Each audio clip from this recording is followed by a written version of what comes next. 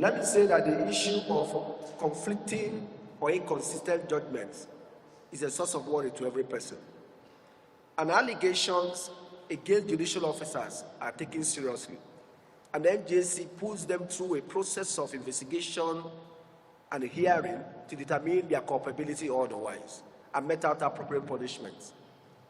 Now, the disciplinary process in the legal profession has that for judicial officers, which is handled by the NJC and the Freedom, for all judicial officers. And for lawyers, it is the Legal Practitioners Disciplinary Committee. And that process is not self-executing. It needs petition by people like you, who may feel that lawyer A has done A or B. And if you write such petition, the LPDC takes it seriously and investigates it. And when there's a prima facie case found against the lawyer, he goes through hearing. It may well be that NJC hearings and the outcome of their hearings get more publicity than that before the LPDC.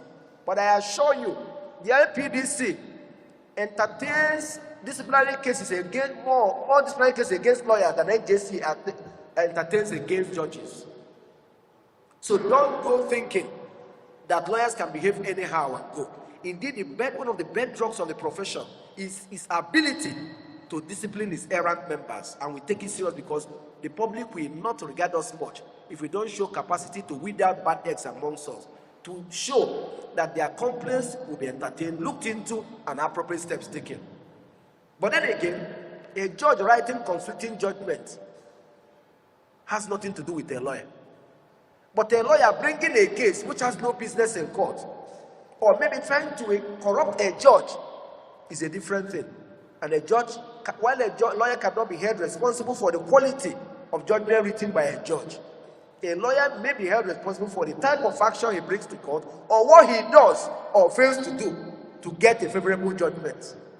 So we can't be held responsible for a conflicting judgment. But if a lawyer has done something untoward in instituting an action or in procuring judgment, if I may use that word, like attempting to give bribe or actually giving bribe or inducing the judge one way or the other or sending people to influence it, the lawyer may be held responsible. So the simple answer is that the disciplinary process in the legal profession works against both judges, judicial officers and lawyers, and we take it very seriously because we must maintain the nobility of the profession by ensuring that those who have no business being there are properly punished. Thank you. NJC, and I know that the judge you said is a senior judge, has written a petition to the NJC on the issue of proper ranking, and that matter has been entertained. I think it would be wrong for me to delve into it or talk about it. So, and that petition was also copied to me in my official capacity as NBA president. So permit me not to delve into that matter. And that petition had earlier on been written to NJC 2 years ago, and I don't know the outcome of it. So I think it would be improper for me to delve into the matter at this time. Let's await what the NJC says about that.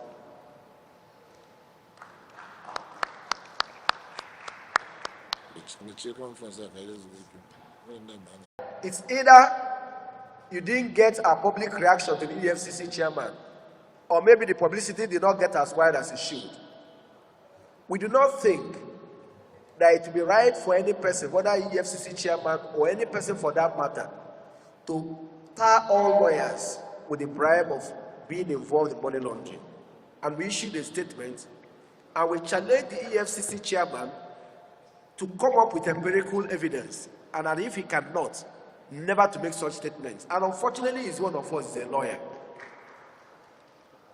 We issued a statement, and we drew his attention to the fact that many men and women who make the investigation and prosecution of the cases by EFCC worthwhile are lawyers.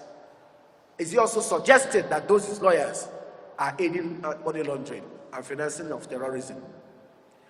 It is common in Nigeria for people to make hasty generalization, and yet very few lawyers, to my knowledge, have been prosecuted by the EFCC for aiding money laundering.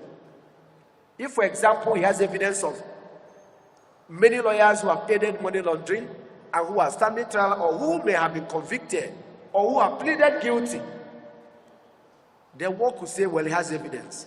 But it's unfortunate that such statements were made, and I'm sure that with the benefit of hindsight, he wouldn't have made that statement. But the point must be made that all of us must be committed to ensuring that we do not use our professional services to aid money laundering or terrorism financing. But no agency should utilize a public platform to suggest that members of the legal profession, or indeed any profession, are the most guilty members of the public in aiding one crime or the other. In the absence of evidence, such statements should never be made.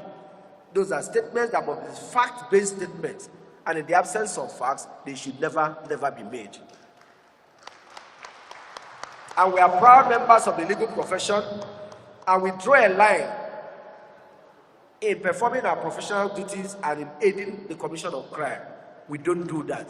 There may be a few bad eggs, but that does not represent the picture or the majority of lawyers who toil to build up a reputation of integrity, a reputation of professionalism.